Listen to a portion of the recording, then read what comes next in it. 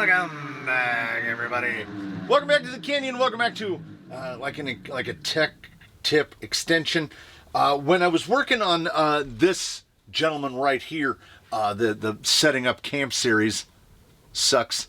When we're setting up the base camp, I asked if anybody would be interested in seeing how to DIY winch.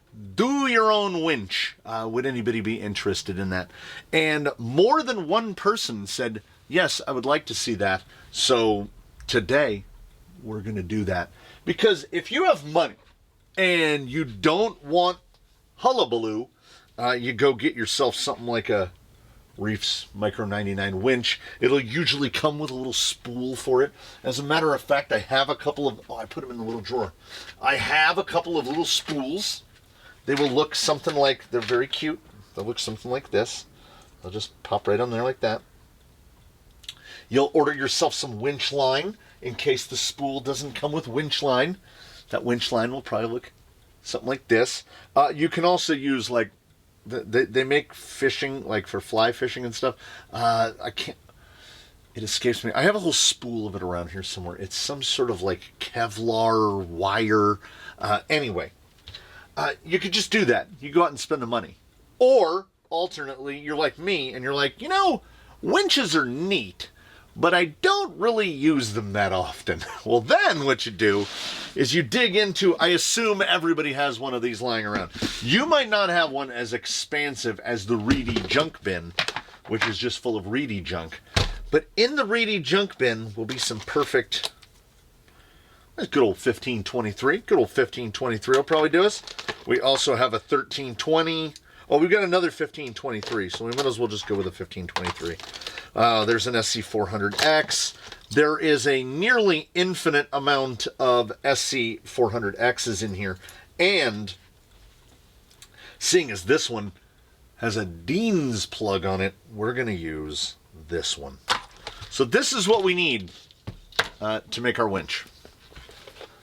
Yeah, and it does not have to be an SC480. It doesn't have to be this.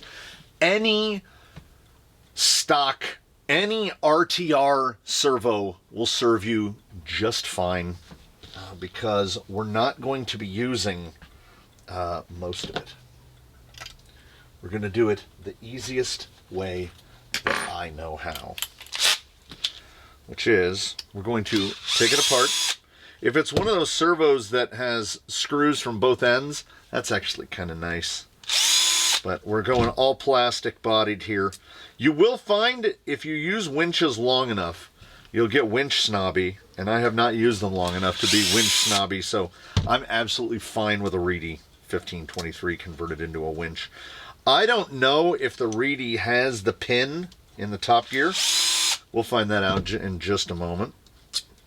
But the first thing we're going to do is we're going to pop this bad boy apart. We're going to try to keep all of the gears on there. And the answer to that question is no. There is a lot of juice in here, and I nailed the seal, and now the seal is very unhappy. We will get that seal replaced here momentarily. Come on. Come on, little guy. Okay. This is supposed to be rectangular, and that's what we have. We're not explicitly worried about it. Now we're going to pull the bottom off, and here's where it gets fun. We're gonna pop this down right here, and then we are just going to, and like I say, there might be a better, smarter way to do this, but I don't know what that is. So up inside yon servo, there is, oh, it's so, there's the potentiometer, which is how the servo finds center. And we don't explicitly need the servo to find center anymore. We're not worried about it. I accidentally pushed it down, and now I've kind of like frozen it up. All right, so we're just going to go like this. You can leave yourself a little lead. It doesn't really matter. We're just going to I'm going to cut those off. And then I like to solder straight onto it, so I'll just leave a little bit extra on there because I don't need any of that stuff. We have the little notch here. You can reuse this wire if you would like, but we're only going to need 2, so there really isn't a need. It's marked positive and negative. Again, that doesn't really matter either because we have the ability to change direction on the servos. So we've got that, and we've cut the bits off of that, and then we'll set the top back down on it so that it doesn't, so that things don't start wandering around on us. We don't need to put the bottom back on until we solder some wires onto it. So we've de-servoified it. It's not a servo now. It didn't have the pin. Some will have a little pin that you have to pull out. This one doesn't happen to. Here is the lead that we're going to feed the winch from. Now, some you can get into the cases better. This is all very much waterproofed, so conformally coated to the extreme. We'll just pick a spot here, and we'll cut those off. And what I like to do is pick a spot and cut those off, as I just did. And we know that this is M plus minus. Not all speed controls are marked, so I like to operate a pair at a time. So this is the output to now what is the motor right there. So we're going to solder a lead onto that right over here. So then we go over to where the soldering is, and we're gonna need to get a little bit into the theory of it. We've got our speed control, which is going to perform as our winch controller, and we have a radial link receiver. So something worthy of note is that this is the lead that is going to plug into a channel, and you're going to want to remove the red wire, cut the red wire, detach the red wire, remove the red wire in some way. Now with a radial link, it's not actually hypercritical because even if it's being fed from 2 receivers, from 2 sources, this ESC and another ESC, it can handle the voltage, but I would just say remove the red wire. But where the theory comes in is if you have a direct power servo, it is going to have a female JST plug on it. It is going to have this. So you're usually going to solder a male JST onto your battery lead like this guy already has. He's got the lead just like that. So we're going to have male from the battery, which will go to a female here. So I am going to put a male on here because I don't want there to be any chance that we can accidentally plug anything in backwards. Does anything happen if you plug it in backwards? I don't know. I always wire them up this way so that there is little to no possibility of hooking it up backwards. I just know that in life and the universe, hooking things up backwards is seldom beneficial. Much like people always suggesting that I run tires backwards. They never do any better backwards. Plugging in things like speed controls backwards, also pretty much never good. Never good. It's not a thing that you want to do. So we get heat shrink down out of the way there. And what did I say? I said we were going to put a male on it, right? Yes, male from the battery, male to the motor. So the servo, which is now our winch, will be a female. Yeah. And we're just leaving. Heat shrink is very inexpensive, so I don't mind that we're inevitably going to redo this again in the future and cut all of the wires much shorter. I could just leave them unheat shrunk, but there's a part of me that won't allow it to happen. So you can direct wire this. You can wire it up however you would like. If you have your vehicle much more finalized than the one that is sitting over behind me, you can just hardwire everything. It's not a thing. But I don't want this to happen. So we are indeed going to shrink some shrink onto these. And this, I get the feeling this wire is going to be too long. And as a bonus, I heat shrunk that terribly to where there's actually almost a little piece of wire showing out. And we're going to cut that Dean's plug off. You end up throwing away a lot. However you want to strip your wires, however you want to set this up, that's entirely up to you. I just know that it's 16 gauge, so we're going to strip off some 16 gauge here. And then the same thing, 10, and then instead of putting on a male, we're going to put on a female.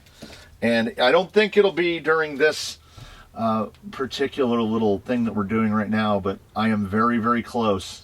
I'm counting the days until my roll of Kester the 44, which is far older than both of my children. We're down to, we've almost used a pound of rosin core solder, and it only took probably about 25 years to get it down to where it is now.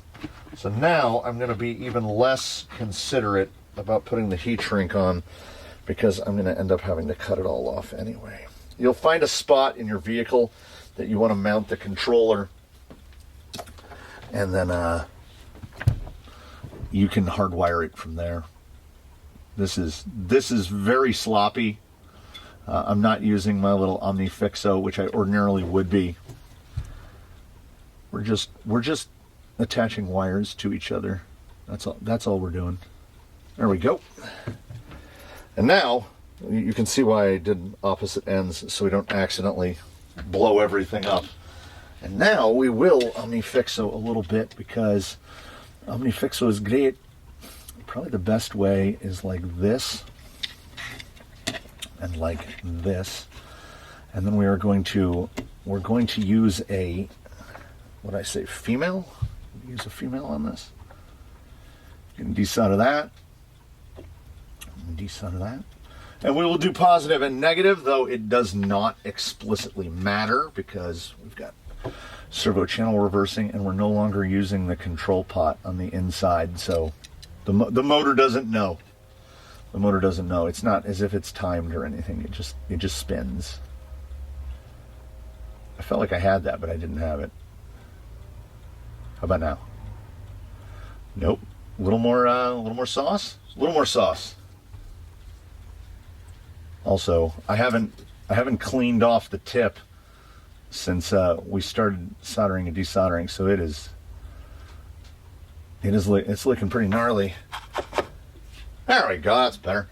So that's about that, right? Now we're going to close it up, and we're going to close it up pretty much on the temporary fashion. Get out of the shot, you. We're just banging everything around over here. All right. And then, pro tip, put like 2 screws in it, because there's every chance that I ruined it. And then just like that. If you want to retain waterproofing, obviously, unroll your crinkle of a seal, which is over there, and put that back in. Oh, we should definitely put some heat shrink over those, because that's going to come straight off the battery. So the 480X is a pretty good one for this, because it is utterly useless as a speed control. It's like the worst speed control ever. So the typical method that I use for this is just fold it back and just cut it off. Like, if you ruin one of these, have you really ruined anything?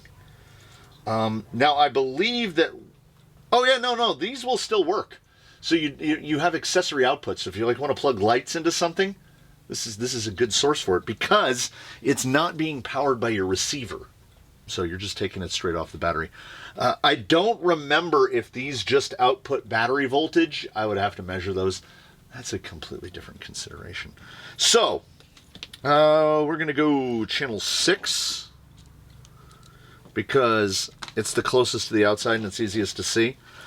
And then we're going to plug this, because we can only do it one way. We're going to plug that into there to power it. And we're going to plug this into here to power the servo. And then we're going to cross our fingers that we didn't forget something. I feel like I forgot something. I don't want to feel like I forgot something, but boy do I. I feel it. I feel like I forgot something. Steering, throttle, dig.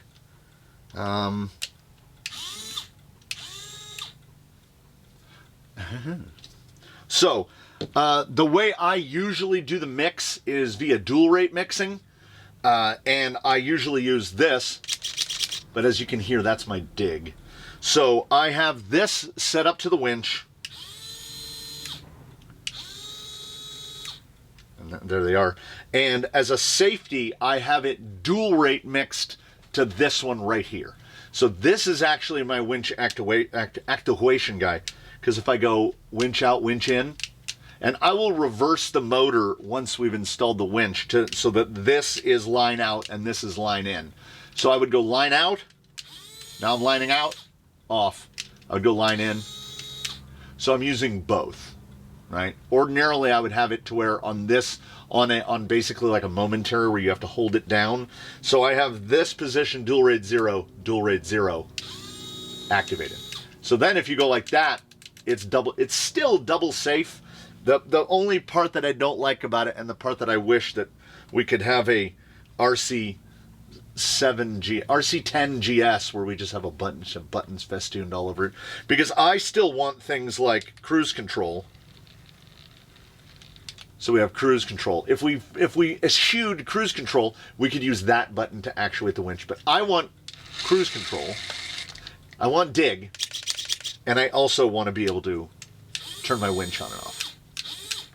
So, I like to use the double. You don't have to. I mean, if you feel particularly confident that you're never going to be driving and accidentally activate your winch when you can't hear it, then you don't need to mix channels. But I prefer mixing channels. My recommendation now is go on Amazon or the inexpensive place of your choice and buy a winch spool. They will have them for regular spline and they will have them for micro spline. If you don't want to buy a winch spool, if you want to dig around on what you have in the house, if you've bought a servo before that comes with little accessory pieces like this, you can absolutely use these. That's what I did. The easiest way, use a metal bobbin from a sewing machine, and you can literally just glue it on here. And it will and then you'll have the screw will go all the way through and hold the bobbin on. So it's a little bodgy, but it will work. I would recommend spending a couple bucks on a winch spool. Or if you're insane, you go to your lathe and you make a winch spool using one of those back pieces, and then I turn this piece on the lathe. It is preloaded with about 3 feet of winch line. This came in a spool of winch line. Whee! And it was about 6 foot. I want to say it was about 6 foot. How long do we think this is? Yeah, I'd say it's about 3 feet. So I basically cut it in half, and we have half of it on one end and half over there. It's a hole drilled straight through. Any winch spool will have a hole in it. Where'd that micro spool go? So this is another micro spool, and the way they do it is the hole comes out in the center right there, and then there's a knot. You just load it in. I load it in this way, and as soon as I get it fed through, I tie a knot in the end, pull it down tight, and then just wrap it around. And then we take our servo and we slap this guy on there. Oh, before we do that, here's a step that you don't have to do. I have to find out how long of a screw we need to go through this monstrous winch spool that I made purely out of a because I can type of feeling. And I can't tell. Okay, it looks like it threads down pretty far. So we're gonna try an 18 because this spool is pretty thick. Your results will obviously vary depending on what servo you're using, what type of spool you're using. We'll notice if it bottoms out. Oh, let's see here.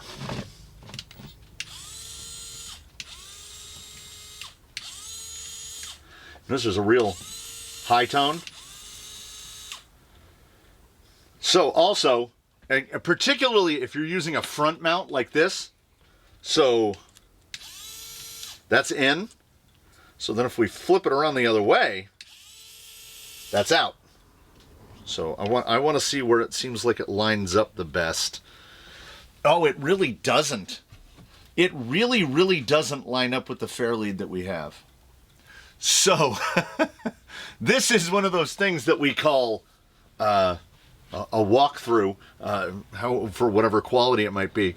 So I'm just going to space that up like a lot to get this thing way up here to where it probably like some 9 or 10 millimeter spacers to get that thing to line up, because we'll clean all of this up later. All right, all that's left to do is to see. We'll pay a little bit out. We'll see. Okay, I didn't have a scouting history. I didn't get to be a scout as a kid, so I don't know how to tie knots. I have to go to the internet, and every trip home from the Home Depot where there's stuff that has to be tied down, I'm just making it up. But it is said that you want a bowline, and I don't know if I'm going to do that. I'm almost certainly not going to do this right. But it goes around, and then you make there's a first loop and a second loop. And also I have giant ham hands, which I will use as an excuse whenever possible for why I can't do this. So they want it looped in front, and then it goes, so loops over itself. I'm confused already. Put the end through the first loop. So there's a loop. No, this can't be right. This doesn't, nope. I just did that thing where magicians just untie the rope. And now I've tied a knot in the end of my rope. Which, you know what? I don't have to worry about the knot being correct, because it's strong enough that it will hold that knot on. I'll call that a victory. If anybody wants to come over here and tie a knot in this winch line for me, I'm all for it.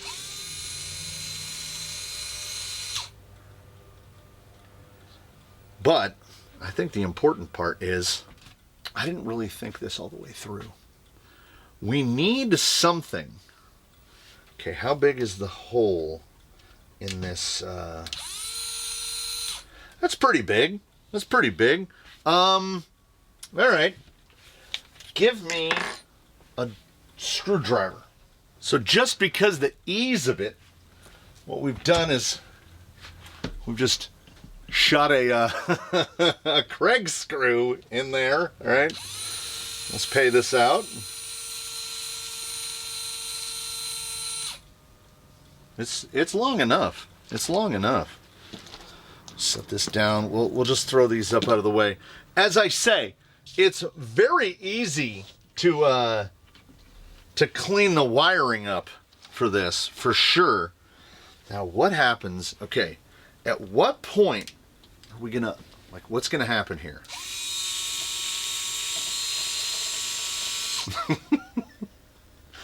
It's just gonna move the whole. All right, so this would be an instance when I set up my cruise control, I never have cruise control operate in reverse. This might be an instance where you would want to be able to set your cruise control up in reverse, because then you can match your creep speed to your winch speed. You know what I'm saying? Because you're not often just trying to dead drag yourself.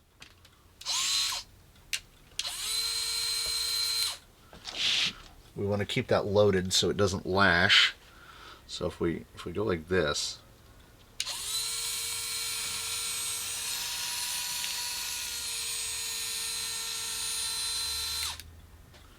and now we can pull it taut. Really, like I say, it's not something that I'm going to use all the time. But man, they're cool. They're cool, right? And we made this one for nothing. Well, you might not have winch line lying around. You might have to buy a spool, but the strength and the speed of our good buddy here is close enough. And now I'm having a really, like an intrusive thought is coming through. Okay, we'll go forward and loosen the tension on that. We'll pay this out a little bit more. How much more winch line do I have?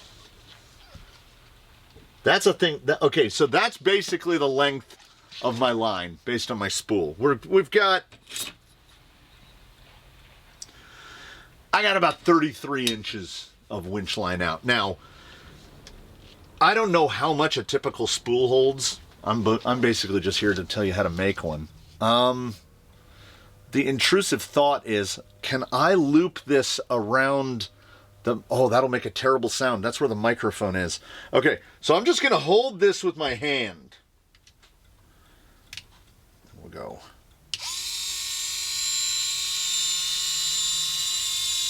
I want to hear if it starts to bog out on us.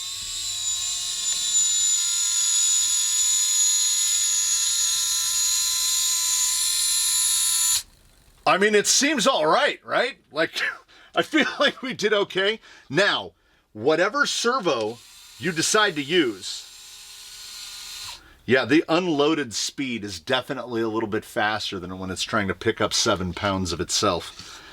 I'm gonna mess with this, is what I'm gonna do. I'm gonna mess with this and work out the mounting. It's unfortunate that the fairlead on this, I'm wondering now if I can come up underneath the bracket, get this down. Not that it matters. I mean, it's pretty much as far forward out as you get it, as long as it would clear the body. Winch mounting is going to absolutely vary vehicle to vehicle. There are plenty of rigs that run the winch all the way in the back, and they run the winch line through one of these little tubes, and I still don't understand how that works. But what I do sort of understand is how to do this. I can kind of do this. Oop, we've caught it up. We were doing great. We were doing great. There we go. We were doing awesome. Unnecessary, but pretty cool. There we go. We've made a winch out of a speed control. Oh, let me real quick, just as a bonus, let me get out my economy fluke 101 multimeter, the multimeter that I bought so I could stop wheeling out my 87 to do stuff like this. Because if for my own edification, I'm really curious as to what the output is on these little guys. Are they just pass through? Because that would dictate that sometimes if you plug LEDs into it, they're going to explode. Nope, it is BEC voltage. It is 7.2 volts coming out of these little auxiliary wires, which is why I think the SC480X is a pretty great option for a winch controller, because useless as a speed control, great as a winch controller, and you can like plug your lights and stuff into it. Bish bosh.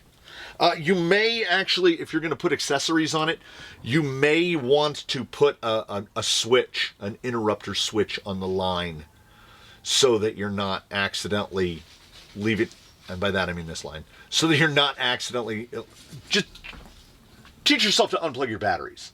Anyway, did we do it? Did we do the thing? Does everybody understand that, like, literally, you just pull all of the guts out of a servo except for just direct solder onto there. One end goes directly to a feed from the battery. One end directly feeds it to... If you have yourself a spool of like 20 gauge wire, you can hook this up real nice and clean. I'm thinking this guy's will end up getting installed right over about here somewhere. And honestly, the wires are probably not overly long. They're probably pretty okay. Probably actually put it a little forward. I'll get that mounted. We'll get the wires cleaned up. We'll do all of that stuff. And that's how you do that. if that was helpful, I'm glad. I'm glad it was helpful. By popular demand, how to make a winch out of nothing. And going this route is really the way I think you should do it.